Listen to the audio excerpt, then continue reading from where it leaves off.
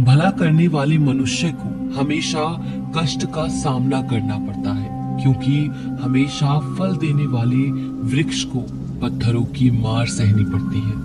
सत्य से कमाया हुआ धन हर प्रकार से सुख देता है, छल कपट से कमाया हुआ धन हमेशा दुख देता है। चुप रहने से बड़ा कोई जवाब नहीं और माफ कर देने से कोई बड़ी सजा नहीं होती।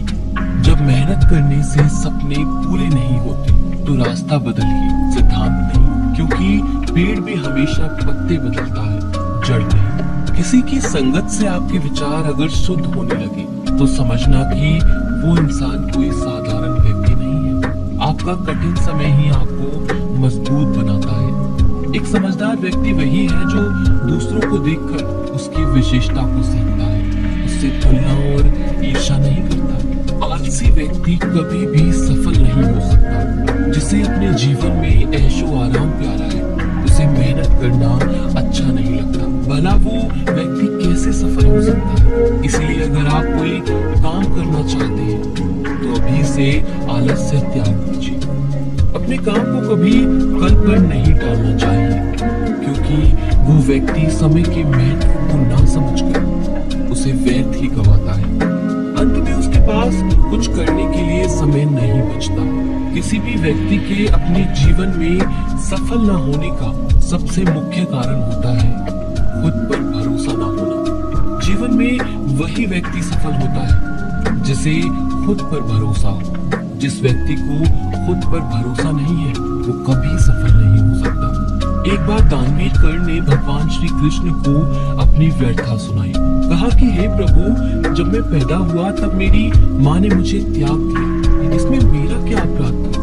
द्रोणाचार्य ने भी मुझे शिक्षा देने से मना कर दिया, क्योंकि वो मुझे क्षत्रिय नहीं मानते थे, इसमें भी मेरा क्या अपराध? और द्रौपदी के स्वयंवर में मुझे अपमानित किया गया, क्योंकि मैं राज परिवार का हिस्सा नहीं हूँ। जवाब में श्री कृष्ण ने कहा कि हे कर्ण, जरा ध्यान से सुन।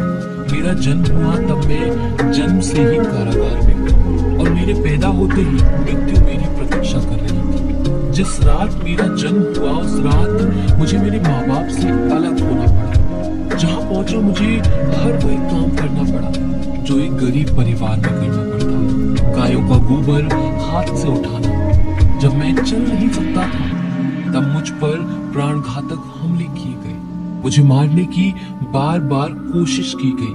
न मेरे पास बचपन में शिक्षा थी, ना ही महल था, न कोई गुरुकुल था, न कोई विशाल सेना थी। लेकिन तब भी मेरे मामा मुझे उनका सबसे बड़ा शत्रु मानते थे। मेरा भी जीवन कई चुनौतियों से गुजरा है। ये बात इतनी महत्वपूर्ण नहीं है कि जीवन में कितनी बार अपमानित होना पड़ रहा है, पर यह महत्वपूर्ण है कि आप उस अपमान का जवाब कैसे दे रहे हैं। आपके पास कितना ज्ञान है जिसका आप इस्तेमाल कर पा रहे हैं, और इन सब चुनौतियों को पार करके कैसे आगे बढ़ते हैं।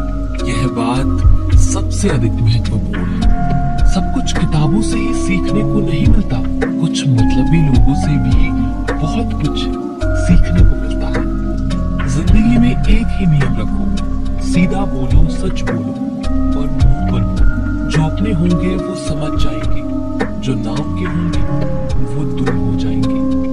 कोई धन में बड़ा होता है तो कोई पद में, कोई आयु में, लेकिन हकीकत में वही बड़ा माना जाता है जो ज्ञान में बड़ा होता है। समय हमेशा आपके साथ होता है, वह बुरा या अच्छा हो, या आपके कर्म तय करते हैं। दुनिया उसी की कदर करती है जो खुद को कीमती बनाता है, उसकी नहीं जो जरा सी मुसीबत देखकर हार मान जाता है। सपना हमेशा बड़े से बड़ा देखो। चांद ना भी मिला तो क्या हुआ, आसमान तक तो जरूर पहुंचोगे। देर लगेगी मगर सब सही होगा, जो चाहिए वही मिलेगा। मेरी मानो दिन बुरे हैं, जिंदगी नहीं। कमजोर कोई नहीं होता, मजबूरियां इंसान को कमजोर बना देती हैं, और घटिया लोग इसका फायदा उठाकर खुद को शेर समझने लगते हैं। गुस्सा करने के बदले रो लेना अच्छा है, क्योंकि गुस्सा दूसरों को तकलीफ देता है, जबकि आंसू चुपचाप आत्मा में से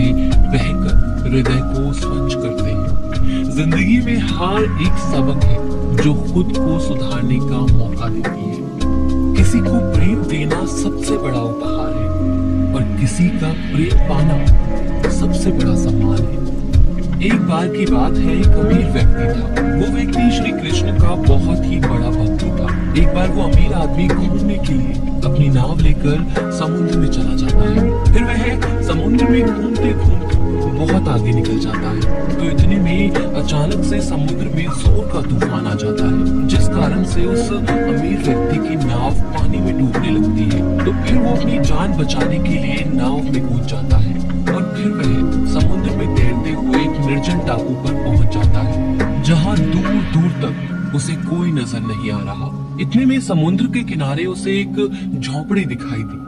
खैर थका हारा वो व्यक्ति उस झोपड़ी में जाकर सो गया। इतने में फिर से समुद्र में जोर का तूफान आ गया और जो वो अमीर व्यक्ति जिस झोपड़ी में सोया था, उस झोपड़ी के ऊपर बिजली गिर गई, जिस कारण से झोपड़ी में आग लग गई और फिर वह किसी तरह अपनी जान बचाकर झोपड़ी से बाहर आ गया और उसकी जान फिर से बच गई। वो आदमी यही सोचने लगा कि आखिर मेरे साथ ऐसा गलत क्यों हो रहा है।